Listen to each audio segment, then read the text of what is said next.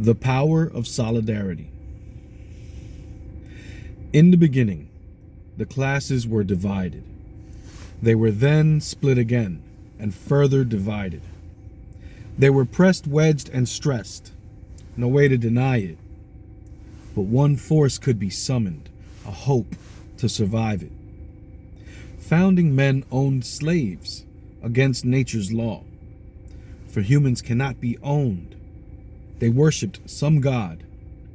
Some families owned mills, where women it kills. Lambs at the altar of money. Yes, they worship some god. When early rebellions on plantations near won, it was that same force, a hope summoned, that near got it done. The owners of capital experience an anti-human type ill. It allows them to sleep while their employees' blood spills. It allows them to dream while poor children scream from the ache in a tummy for whom food is unseen. These struggles of life go unfelt at the top, where the profits off of sweaty brows have a reserved spot.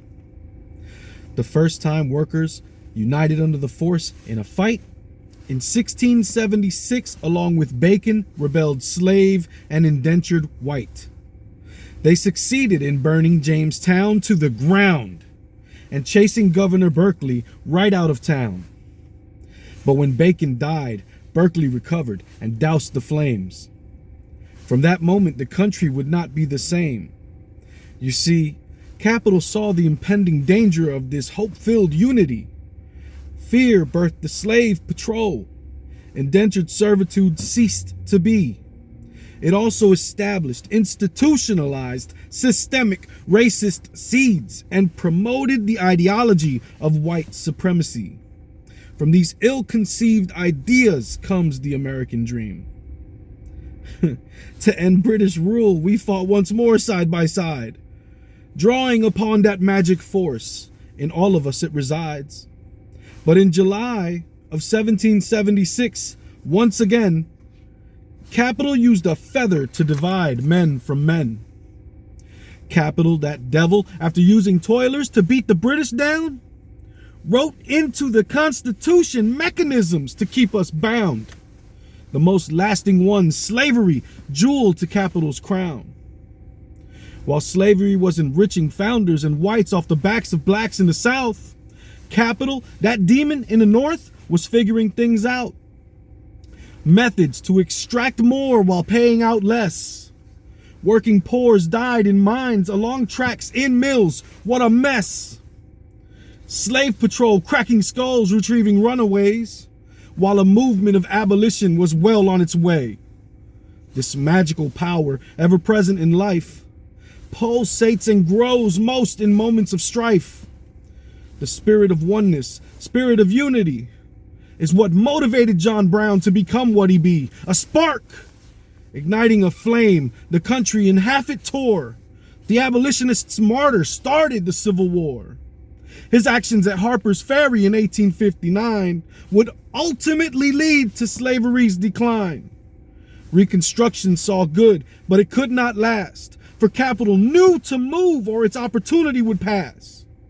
An opening occurred in the presidential election of 1876, where a tie would be decided by capital politics. Capital Republicans in the North aligned with slaver Dems in the South. The Compromise of 1877 is what came about. The agreement was simple. Capital was one. Feds protecting freedmen in the South was done. In exchange, slaver Dems would aid in the destruction of labor unions. Capital finds the force quite easily, it seems. It then keeps labor divided, using racist schemes.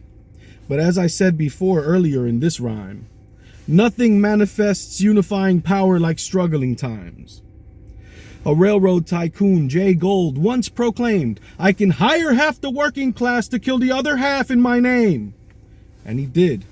He taught other tycoons how to play the game. What followed were the bloodiest years of labor-led uprisings against the capital corporate trusts and their monopolizing. Class traitors, the Pinkerton detectives, would kill Women, children, and striking workers, they were hired thugs and capital tycoons paid the bill. But when inequality peaks and desperation bubbles up, the railroad strike of 1877 is what blew the hell up. This strike was like none capital saw before. It exposed the lack of infrastructure to defeat an angry horde. Capital's next plan, devastatingly scary. In every labor town, they expanded the military. Next came a century of battles. There were ebbs and flows. Through 100 years of struggle, labor's movement grows. Make no mistake, capital will go to any ends. Corruption, lying, cheating, framing are not beneath them. They framed innocent unionists at the Haymarket affair. They perpetually despise workers, regard their lives without a care. And through all of the centuries that I have described, there's the continuous presence of a force that allies people of all colors, shades, genders, and nationalities. To quote Fred Hampton, we say you don't fight racism with racism. We're going to fight racism with solidarity. A hope summoned. The power of solidarity. Peace.